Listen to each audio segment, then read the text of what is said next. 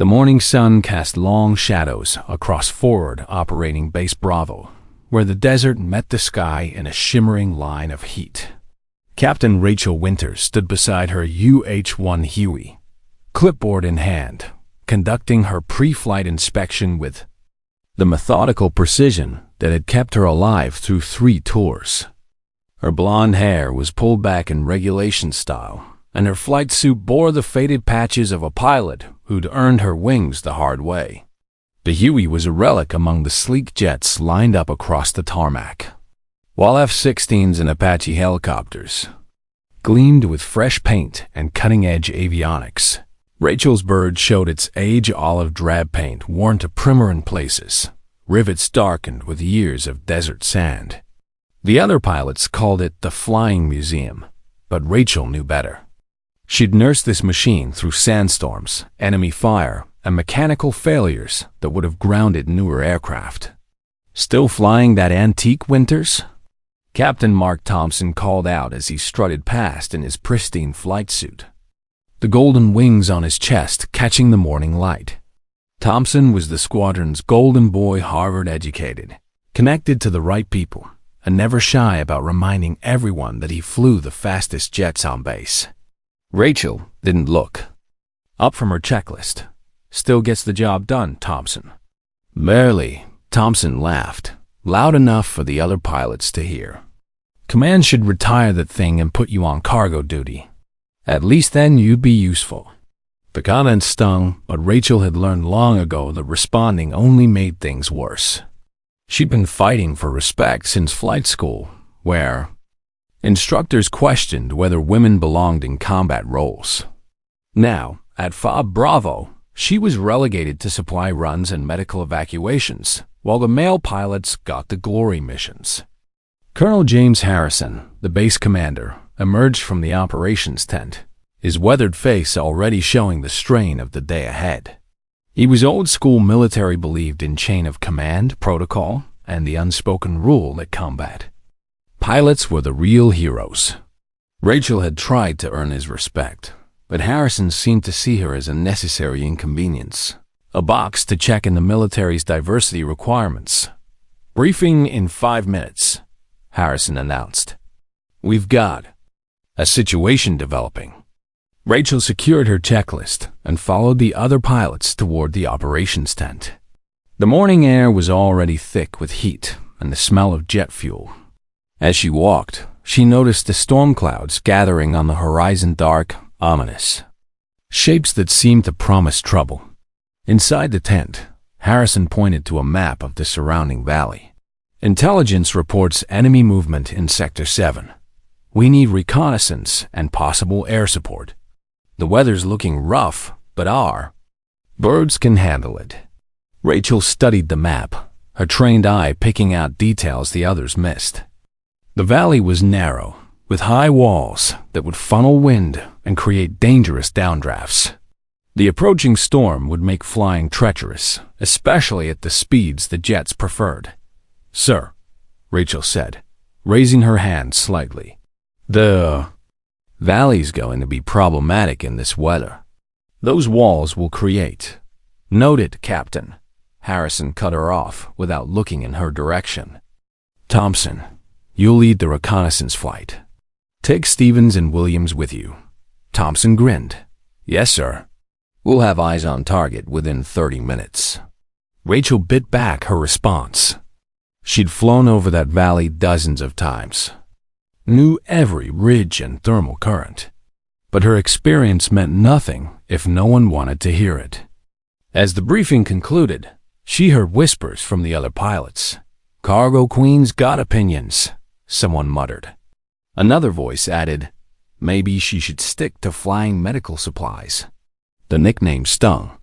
They'd started calling her that after she'd been assigned to supply runs, turning her dedication to keeping the base supplied into a joke. But Rachel had learned to swallow her pride. She had a job to do, and she'd do it better than anyone else, recognition or not. Outside, the storm clouds had grown darker, and Rachel could feel the barometric pressure dropping. The wind was picking up, carrying the scent of rain and ozone. She looked at her Huey, then at the jets being prepped for takeoff. Something about this mission felt wrong, but she was just a supply pilot. Nobody asked for her opinion. As she walked back to her aircraft, she overheard Thompson talking to his wingman.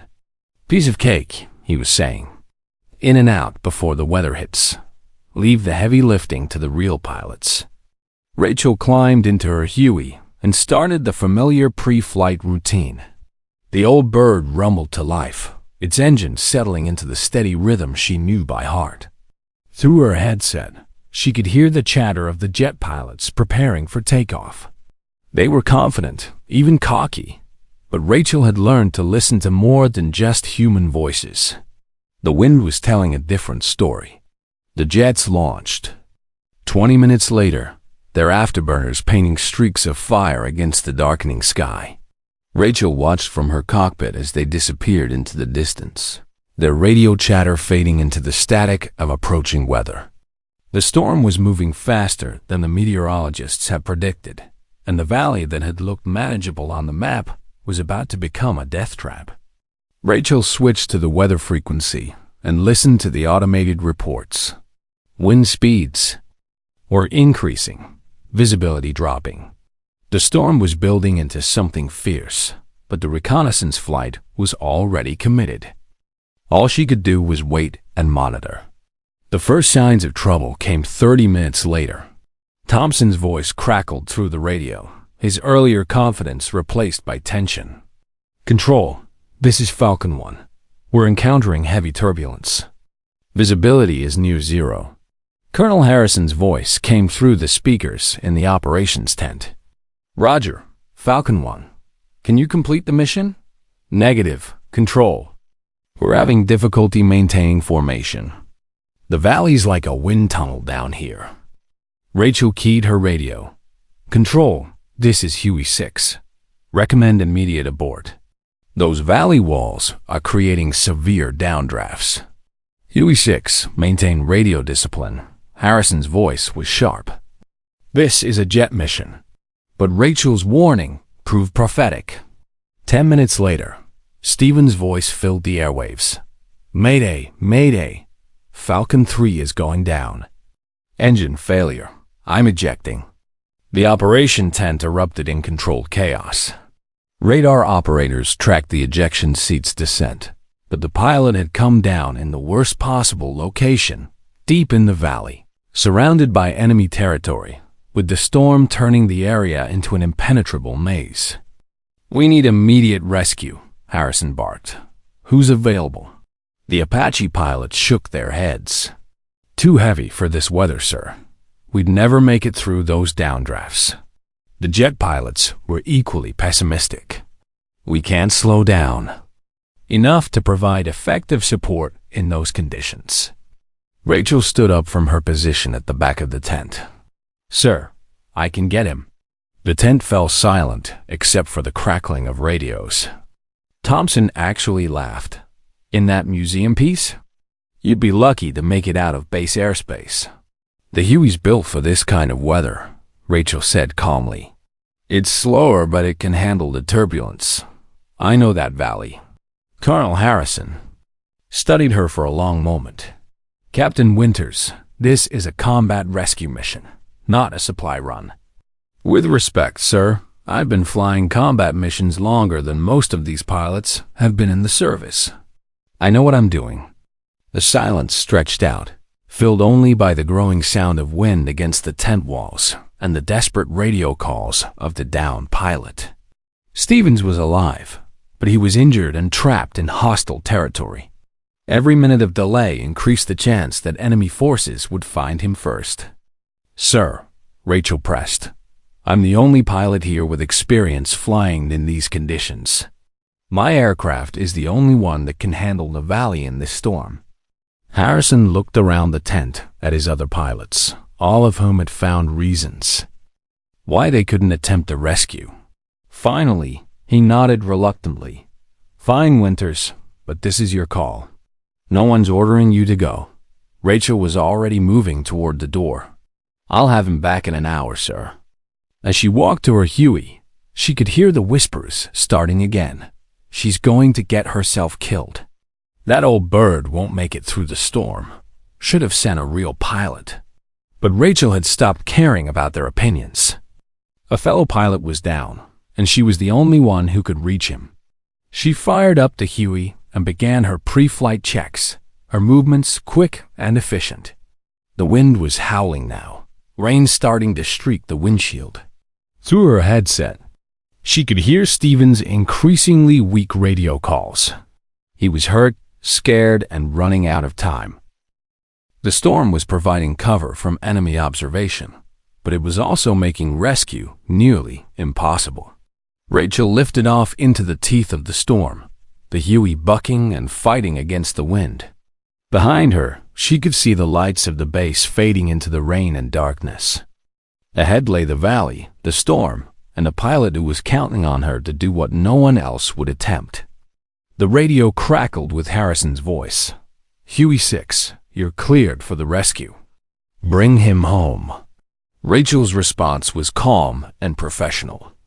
"Roger, control, en route to target." But inside, she felt the weight of every doubt, every dismissive comment, every time she'd been overlooked. This was her chance to prove what she'd always known, that skill and determination mattered more than politics or prejudice. The storm was waiting, and so was Stevens. She pointed the Huey toward the valley and flew into the darkness. The storm hit Rachel like a physical blow the moment she cleared the base perimeter. The Huey shuddered and dropped 50 feet before she could compensate, the wind shear nearly tearing the controls from her hands. Rain lashed the windshield, turning the world into a gray blur of water and darkness. But Rachel had trained for this, had flown through weather that would ground most pilots.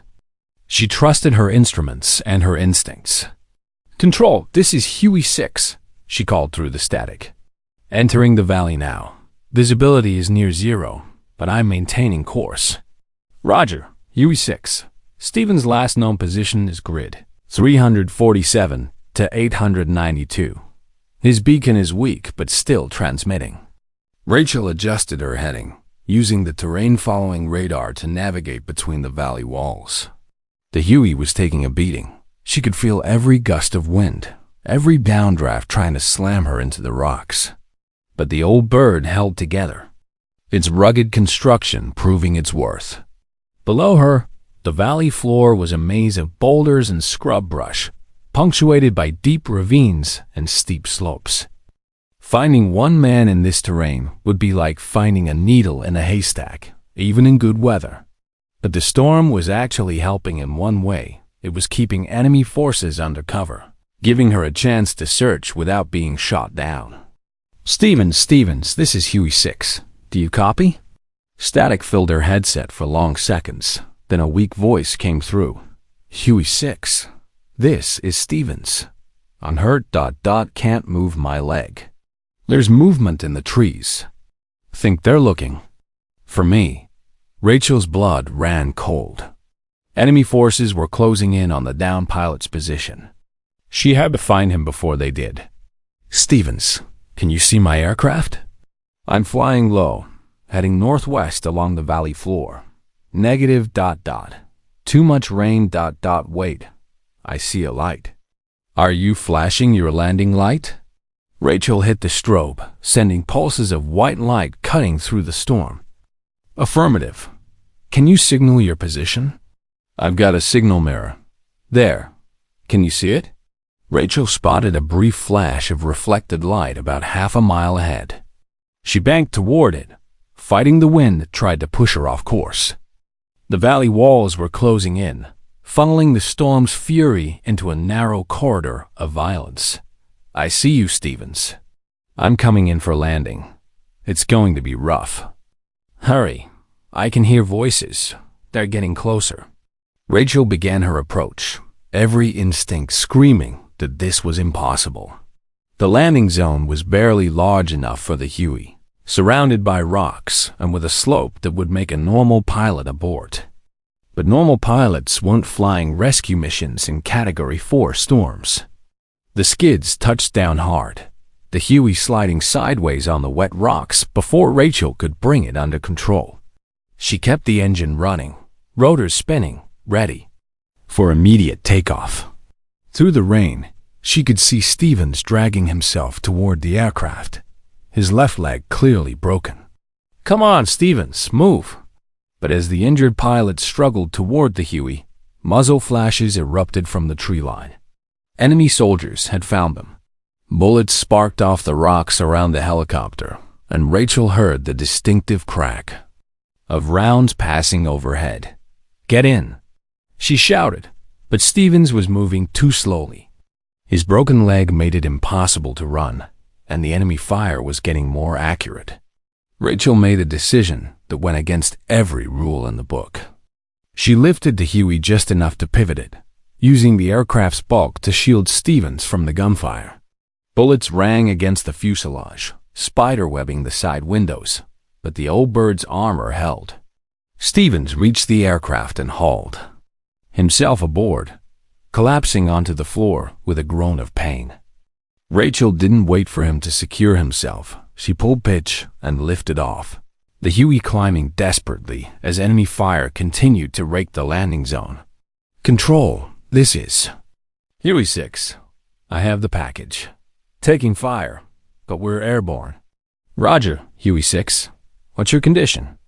Rachel checked her instruments, noting several warning lights and a slight vibration in the tail rotor. "Aircraft's damaged but flyable. Stevens is aboard with a broken leg, but he's conscious." As they climbed away from the landing zone, Stevens grabbed her shoulder. They hit the tail rotor. "I can see hydraulic fluid leaking." Rachel's heart sank. Without the tail rotor, the Huey would spin out of control. She had to get them back to base before the system failed completely. "How long do we have?" she asked. "Hard to say in this weather. Maybe 10 minutes, maybe less." The base was 15 minutes away in good weather.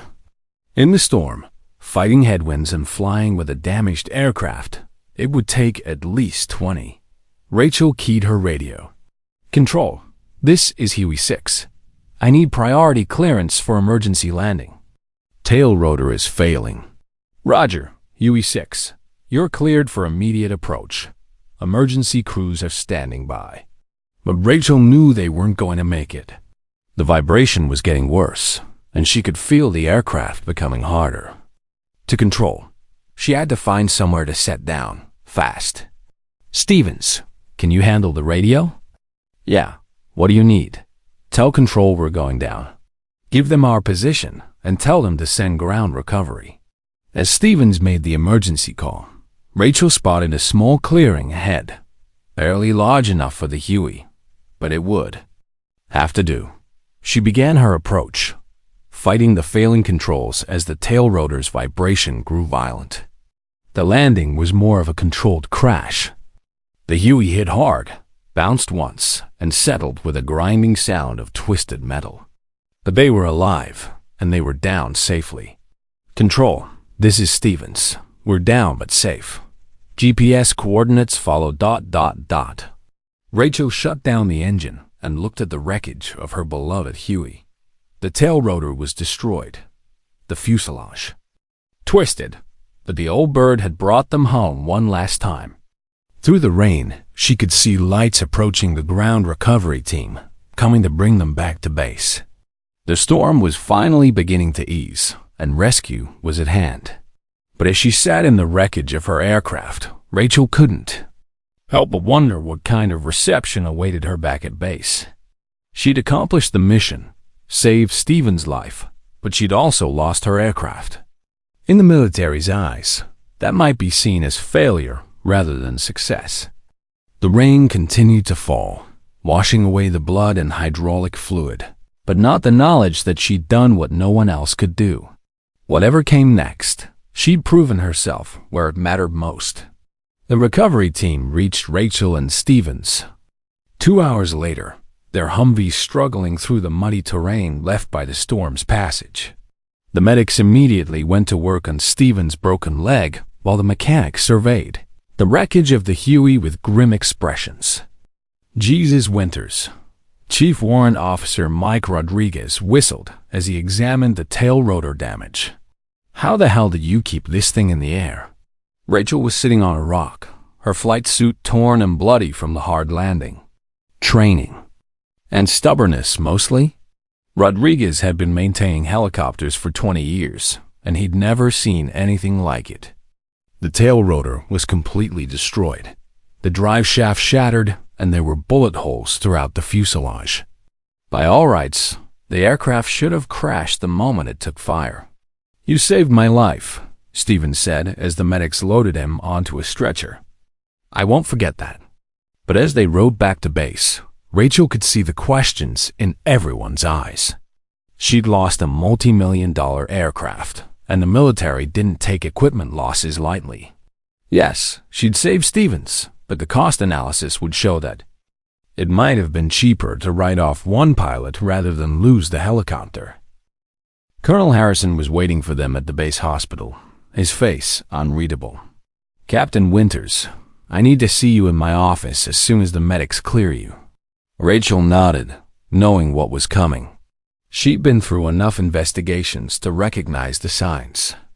There would be questions about her decision-making, about whether she followed proper procedures, about whether the rescue was worth the cost.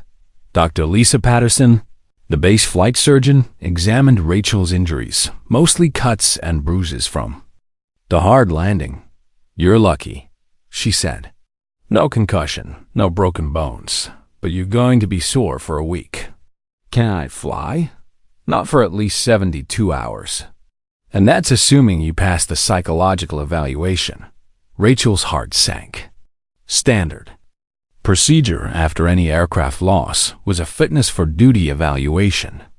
Even if she was cleared of wrongdoing, she might be grounded pending a full investigation. An hour later, she sat in Harrison's office, her flight suit still damp from the storm. The colonel reviewed her report with the methodical precision of a career officer who'd seen too many young pilots make fatal mistakes. "Captain Winters," he began, "I want you to walk me through your decision-making process. Why did you attempt a rescue that other pilots deemed impossible?" Rachel chose her words carefully. "Sir, I assessed the situation and determined that my aircraft and experience gave me the best chance of success. The Huey is designed for low-speed, high-turbulence operations." "But you lost the aircraft." "Yes, sir, but we saved Stevens." Harrison leaned back in his chair. "The cost of that Huey is approximately $4 million. That's a lot of money to spend on one rescue." The implication hung in the air between them. Rachel felt the familiar anger rising, the same anger she'd felt every time someone questioned her qualifications, her judgment, her right to be in the cockpit. "Sir, with respect, I thought our mission was to leave no one behind." Stevens was a fellow pilot in enemy territory. The decision to attempt rescue seemed obvious. Obvious to you, perhaps, but not to the other pilots. They all declined the mission. They declined because they were afraid, sir, not because it was impossible. Harrison's eyes narrowed. "That's a serious accusation, Captain." "It's an honest assessment, sir. I've been flying in these conditions for 3 years. I know what my aircraft can do." There was a long silence as Harrison studied her personnel file. Rachel could see the conflict in his expression. He was old-school military, but he wasn't. Stupid. Stevens was alive because of her actions, and that counted for something. "There's going to be an investigation," he said finally. "Standard procedure for any aircraft loss. You'll be grounded pending the outcome." Rachel nodded, expecting as much. "How long?" "Depends on the findings. Could be days, could be weeks. In the meantime, you're on administrative duty." As Rachel left the office, she could hear the whispers starting again. Word of the crashed Huey had spread through the base, and opinions were already forming. Some saw her as a hero who'd risked everything to save a fellow pilot. Others saw her as a reckless pilot who destroyed valuable equipment through poor judgment. The divide was predictable. The enlisted personnel, the mechanics, the ground crews, the support staff were solidly behind her. They understood the unwritten code that you never left a comrade behind. But the officers were split, and their opinions would carry more weight in any investigation. That evening, Rachel sat in her quarters, staring at the photos on her wall pictures of her flight training, her commissioning, her various assignments. She'd worked so hard to get here, to prove herself in a male-dominated field. Now it all might be over because she'd done what she thought was right. There was a knock at her door. She opened it to find Stephen standing there on crutches, his leg in a cast but his spirits high. "Mind if I come in?" "Of course." She stepped aside to let him enter. "I wanted to thank you again," he said, settling into a chair. "And I wanted you to know that I've already given my statement to the investigation team. I told them exactly what happened, how you saved my life when no one else would even try." Rachel felt a wave of gratitude. "I appreciate that." "There's something else," Stevens continued. "I heard some of the other pilots talking. They're saying you were reckless, that you should have waited for better weather. But I was there, Rachel. I saw those enemy soldiers closing in. If you had waited, I'd be dead or captured right now." The use of her first name surprised her. In the military, rank and last names were the norm, but Stevens was speaking to her as a person, not just an officer. "I did what I thought was right," she said simply. "And you were right. Don't let them make you doubt that." After Stevens left, Rachel sat alone with her thoughts. The investigation would proceed, and she would face whatever consequences came. But she knew one thing for certain: given the same situation, she would make the same choice again. Outside her window, the base was quiet under the stars. The storm had passed, leaving the air clean and cool. Somewhere in the darkness, the wreckage of her Huey lay in the valley, a testament to what could be accomplished when someone was willing to risk everything for a fellow soldier. The investigation might end her career, but it couldn't take away what she'd done.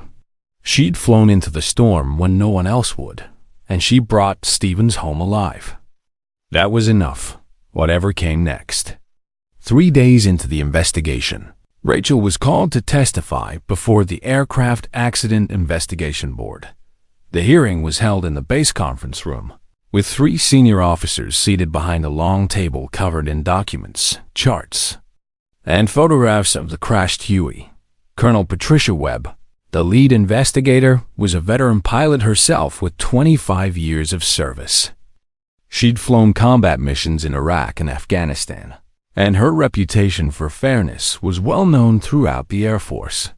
Beside her sat Lieutenant Colonel David Morrison, a maintenance specialist, and Major Jennifer Hayes, a flight operations expert. "Captain Winters," Colonel Webb began, "we've reviewed the weather reports, the tactical situation, and the statements from all personnel involved. We'd like to hear your version of events." Rachel had prepared for this moment, but sitting across from the 3 officers, she felt the weight of her career hanging in the balance. She walked them through the entire mission, from the initial briefing to the crash landing, answering their questions with the precision of someone who knew every detail by heart. "You stated that other pilots declined the mission," Major Hayes said. "Can you elaborate on that?" "Yes, ma'am. The Apache pilots said their aircraft was too heavy for the weather conditions. The jet pilots said they couldn't provide effective support at low speeds." "But you felt your aircraft could handle the conditions?" "Yes, ma'am. The UH-1 is specifically designed for operations in adverse weather. It's slower than the other aircraft, but that's actually an advantage in high turbulence conditions." Colonel Webb leaned forward. "Captain Winters, were you aware that the maintenance log for your aircraft showed several minor discrepancies?" Rachel's heart skipped a beat. "Ma'am, all aircraft have minor discrepancies. Nothing that affected flight safety." "Including a hydraulic leak in the tail rotor system?" The room fell silent. Rachel felt a chill run down her spine. Ma'am, that discrepancy was logged after the mission. The leak was caused by enemy fire, not pre-existing maintenance issues. Lieutenant Colonel Morrison consulted his notes. Captain, Chief Rodriguez's report indicates that the hydraulic line showed signs of previous wear. Are you saying you were unaware of this? Rachel's mind raced. She'd inspected that aircraft dozens of times, and she'd never seen any signs of wear in the hydraulic system. But now, looking at the investigators' faces, she realized what was happening. Someone was trying to shift blame from her decision-making to aircraft maintenance issues. Sir, I conduct thorough pre-flight inspections on every mission. If there had been a safety issue, I would have grounded the aircraft. Yet you chose to fly a mission that other pilots considered too dangerous, Major Hayes pressed. Were you perhaps trying to prove something? The question hung in the air like a loaded weapon. Rachel could see where this was going. They were going to paint her as a reckless pilot who'd taken unnecessary risks to prove herself in a male-dominated field. Ma'am, I was trying to save a fellow pilot's life. Captain Stevens was in enemy territory with a broken leg. Every minute of delay increased the risk that he would be captured or killed. But at what cost? Colonel Webb asked. You lost a $4 million aircraft. I saved a human life, Rachel replied firmly. I thought that was our primary mission. After the hearing, Rachel walked back to her quarters feeling like she'd been through a battle.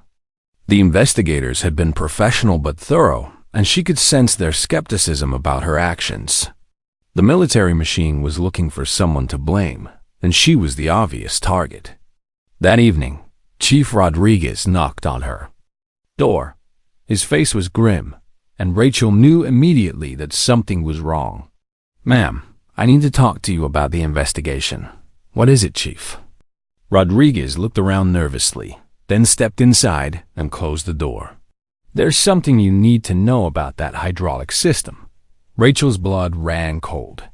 What about it? The wear patterns I found. They weren't from normal use. Someone had been tampering with the hydraulic lines. Tampering? What do you mean? I mean someone loosened the fittings, then retightened them. It's subtle, but I've been working on helicopters for 20 years. I know sabotage when I see it. Rachel sat down heavily. Who would do something like that? I don't know, ma'am. But I do know that those lines were fine when I inspected them last week. Someone wanted that aircraft to fail. The implications were staggering. If Rodriguez was right, then someone had deliberately sabotaged her aircraft, putting both her and Stevens at risk.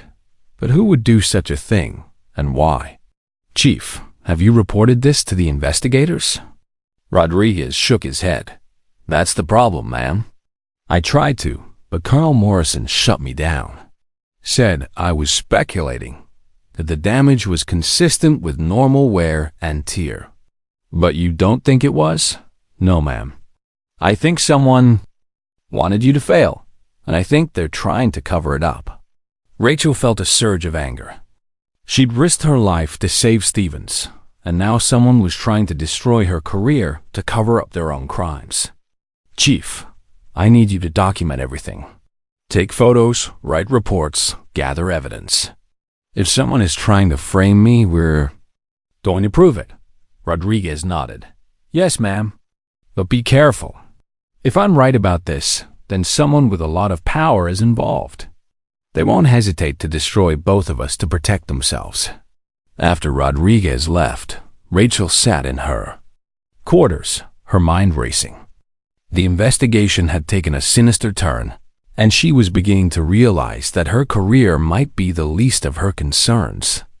Someone had tried to kill her, and now they were trying to frame her for their own crimes. She thought about the morning of the mission, about Thompson's dismissive comments and Harrison's reluctance to let her fly. Had someone been setting her up from the beginning? And if so, how high did the conspiracy go? One thing was clear: she couldn't trust anyone. In the official investigation, If she was going to clear her name and find the truth, she would have to do it herself. The storm had passed, but the real battle was just beginning. Rachel spent the next 2 days conducting her own investigation, using her off-duty hours to piece together the evidence that others seemed determined to ignore. She started with the maintenance logs, cross-referencing them with duty rosters and flight schedules. What she found made her blood run cold. The hydraulic system sabotage had occurred during a 12-hour period when only 3 people had access to the aircraft: Chief Rodriguez, Sergeant First Class Tony Martinez, and Captain Mark Thompson. Rodriguez had already proven his loyalty by revealing the sabotage, which left Martinez and Thompson as suspects. Martinez was a career enlisted man with an exemplary record and no motive to sabotage the aircraft. Thompson, on the other hand, had been vocal about his belief that Rachel didn't belong in combat aviation. More importantly, he'd been the one to suggest the reconnaissance mission that led to Stevens being shot down. Rachel dug deeper into Thompson's background, using her security clearance to access personnel files and performance reports. What she found painted a disturbing picture of a pilot whose combat record was far less impressive than his reputation suggested. Thompson had been involved in 3 previous incidents where equipment failures had conveniently occurred just before dangerous missions, allowing him to avoid combat while maintaining his image as a hotshot pilot. But Thompson was too smart to leave obvious evidence. Rachel needed something more concrete, something that would prove his involvement beyond a reasonable doubt. The breakthrough came from an unexpected source. Sergeant Martinez approached her during chow, his face troubled. "Captain Winters, I heard you've been asking questions about the Huey." Rachel nodded carefully. "I'm trying to understand what happened. Well, there's something you should know. The night before your mission, I saw Captain Thompson near your aircraft. He said he was just checking on the squadron's equipment, but it struck me as odd." "Odd how?" "He was there for about 30 minutes, and he had a toolkit with him. When I asked what he was doing, he got defensive, said it was officer business, and I should mind my own." Rachel felt her pulse quicken. "Did you report this?" "No, ma'am. Didn't think much of it at the time. But after hearing about the sabotage investigation, I started putting 2 and 2 together. Sergeant, I need you to write down everything you remember about that night. Every detail, no matter how small." Martinez nodded. "Yes, ma'am, and Captain." "There's something else. I've been talking to some of the other enlisted guys, and Thompson's got a reputation. He's the kind of officer who'll throw anyone under the bus to save his own career." That evening, Rachel met with Stevens, who had been released from the hospital but was still on limited duty. They sat in the base chapel, one of the few places where they could talk without being overheard. "Stevens, I need to ask you something. About the day you were shot down." "Go ahead."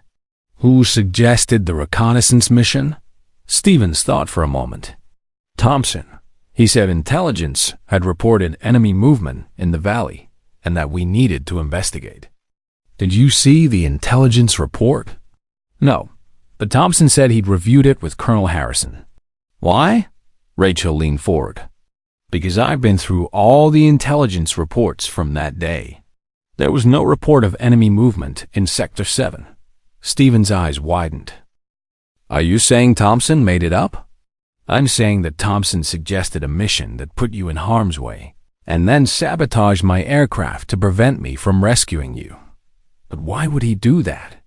Rachel had been wrestling with that question for days, because he's been avoiding combat for years while maintaining his reputation as a hero. He thought the storm would prevent any rescue attempt, which would make him look like a victim of circumstances rather than a coward. But that's attempted murder. "Yes, it is, but proving it is going to be difficult. Thompson's got connections, and he's been careful to cover his tracks." Stevens was quiet for a long moment. "What do you need from me?" "I need you to testify about what really happened that day." About Thompson's role in the mission planning, about the lack of intelligence reports, about everything. You've got it. That bastard nearly got both of us killed. The next morning, Rachel requested a meeting with Colonel Webb, the lead investigator. She arrived with a thick folder of evidence and a determination to expose the truth, no matter the consequences. Colonel Webb, I have new evidence that I believe is crucial to this investigation. Webb looked up from her paperwork, surprised. Captain Winters, you're not supposed to be conducting your own investigation. Ma'am, with respect, the official investigation is focusing on the wrong issues. Someone sabotaged my aircraft, and I can prove it. Rachel laid out her evidence methodically. The maintenance logs, the duty rosters, Martinez's testimony about Thompson's suspicious behavior, and the lack of intelligence reports supporting the original mission. Webb studied the documents carefully, her expression growing more serious with each page. When she finished, she looked up at Rachel with a mixture of admiration and concern. Captain Winters, if what you're alleging is true, this goes far beyond an aircraft accident. This is criminal conspiracy. Yes, ma'am. And I believe Captain Thompson has been getting away with it for years. Webb was quiet for a long moment, weighing the implications. I'll need to expand the investigation, interview more witnesses, examine Thompson's previous incidents. But I have to warn you, if you're wrong about this, it could end your career. Ma'am, my career's already hanging by a thread. But Stevens is alive because I took that risk, and I won't let Thompson destroy me to cover up his crimes. Webb nodded slowly. All right, Captain. I'll reopen the investigation with a broader scope. But this stays between us until I have more evidence. As Rachel left the meeting, she felt a mixture of hope and dread. She'd set the wheels in motion, but Thompson wasn't going to go down without a fight. And in the military, connections and politics often mattered more than truth and justice. The real battle was just beginning. The expanded investigation moved quickly once Colonel Webb started pulling the right threads. Within 48 hours, she had uncovered a pattern of suspicious equipment failures and near misses that all seemed to center on Captain Mark Thompson. More importantly, she discovered that Thompson had falsified the intelligence reports that justified the reconnaissance mission, putting Stevens' life at risk for no legitimate operational reason. The breakthrough came when Webb interviewed Chief Master Sergeant Robert Hayes from the intelligence section. Hayes had been reluctant to speak initially, but when pressed about the mission reports, he finally admitted the truth. Ma'am, Captain, Thompson came to me the night before the mission and asked me to backdate an intelligence report about enemy activity in Sector 7. Did you comply with this request? Yes, ma'am. He said it was for operational security, that the real intelligence was classified above my level. I didn't question it at the time, but there was no actual intelligence about enemy activity. No, ma'am, the sector was considered quiet. That's why I was surprised when Captain Stevens got shot down. Webb's investigation also revealed that Thompson had accessed the maintenance hangar on 3 previous occasions when suspicious equipment failures had occurred. Each time, the failures had prevented him from flying dangerous missions while allowing him to maintain his reputation by claiming mechanical bad luck. On Thursday morning, Colonel Harrison called an emergency meeting in the base conference room. Present were Webb, Rachel, Thompson, Stevens, and several other senior officers. The tension in the room was palpable as Harrison opened the meeting. This investigation has taken some unexpected turns, Harrison began. Colonel Webb, please brief us on your findings. Webb stood and addressed the room with military precision. After reviewing all available evidence, this board has determined that the loss of aircraft 6717441 was not due to pilot error or maintenance negligence, but rather to deliberate sabotage committed by Captain Mark Thompson. Thompson shot to his feet, his face red with indignation. That's absurd. I had nothing to do with any sabotage. Captain Thompson, Webb continued calmly, forensic analysis of the hydraulic fittings shows clear evidence of tampering.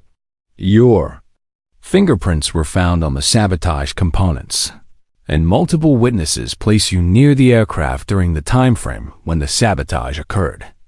Those fingerprints could have gotten there during routine inspections, except that maintenance logs show you had no authorized reason to inspect that aircraft.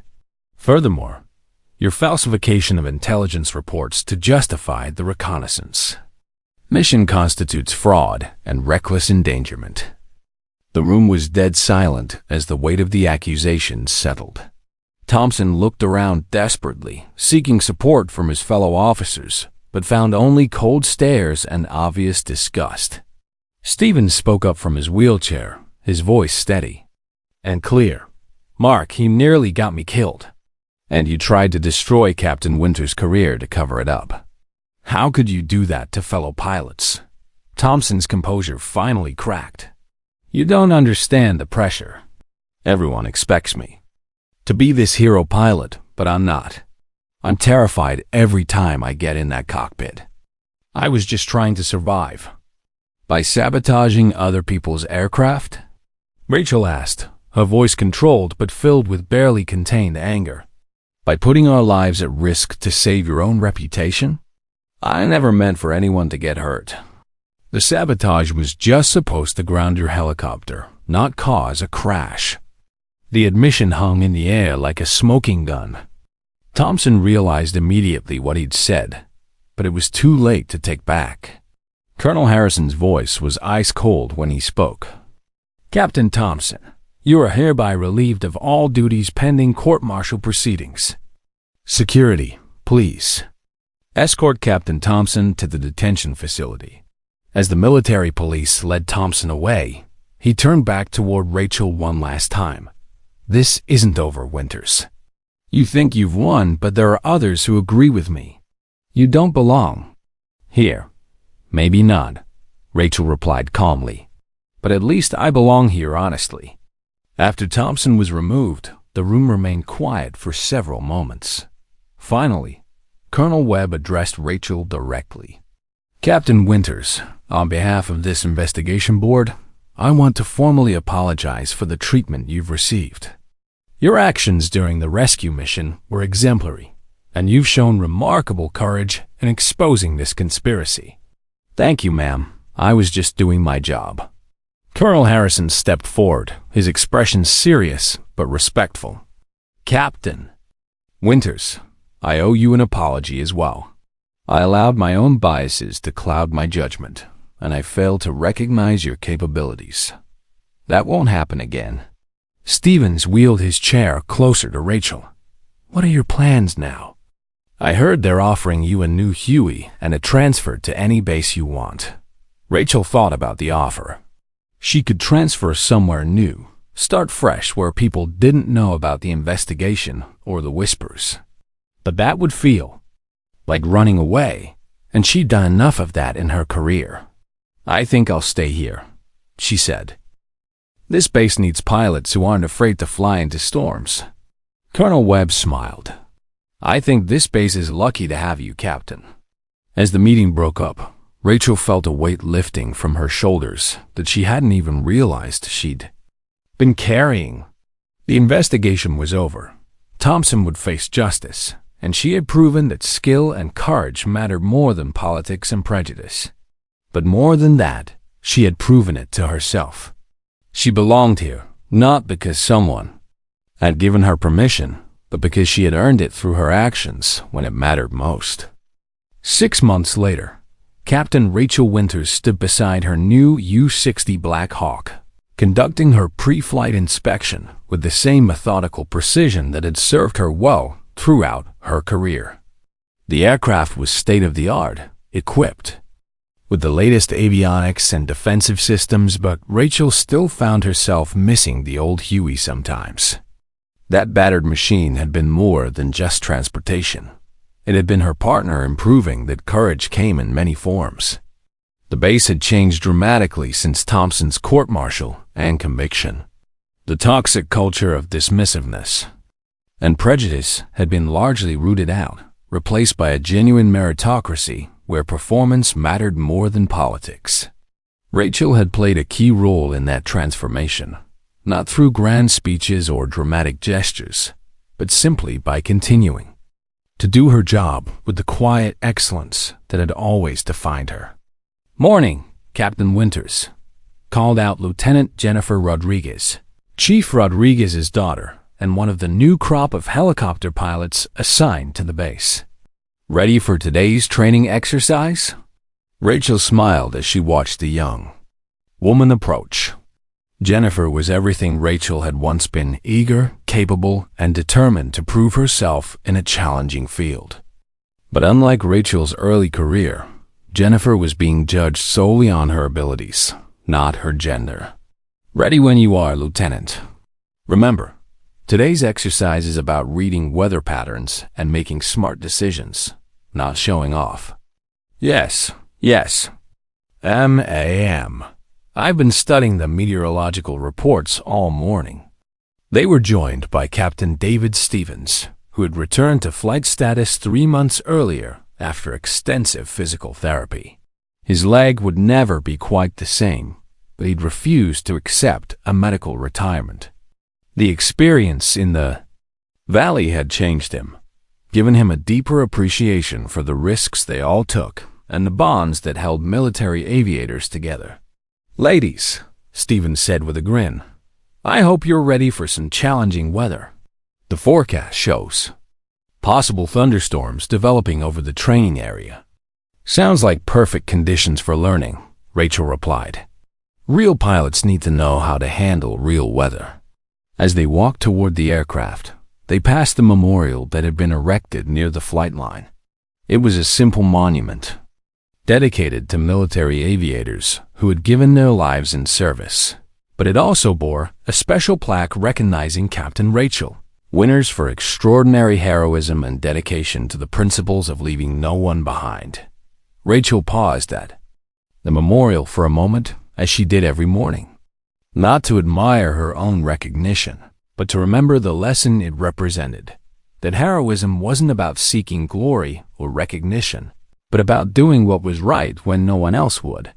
"Ma'am," Lieutenant Rodriguez said quietly, "I want you to know that your example is part of why I chose aviation. You showed that skill and determination matter more than anything else. Just remember, Lieutenant, the aircraft doesn't care about your gender, your background, or what anyone thinks about you. It only cares about whether you can fly it safely and accomplish the mission." "Yes, ma'am. That's exactly what I intend to do." As they climbed into their respective aircraft, Rachel reflected on how much had changed since that stormy day when she'd flown into the valley alone.